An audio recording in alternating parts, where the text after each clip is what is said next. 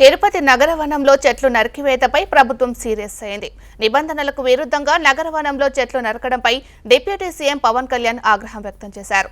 Jungle clearance సందర్భంగా చెట్లు నరికివేస్తున్నట్లు ఫిర్యాదులు రావడంతో స్పందించింది ఏపీ ప్రభుత్వం.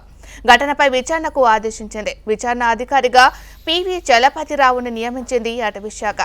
నగరవనంలో చెట్ల నరికివేతపై రేపు విచారణ చేపట్టి నివేదికను ప్రభుత్వానికి అందజేయనున్నారు ఐఎఫ్ఎస్ అధికారి PV Chalapathirao.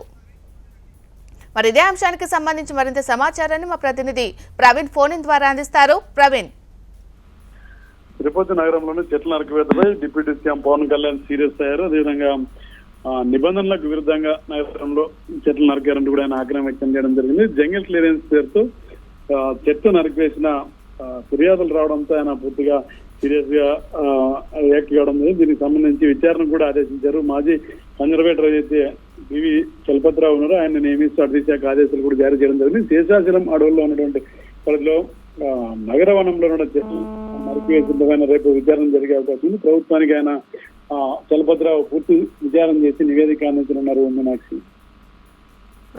Thank you Praveen.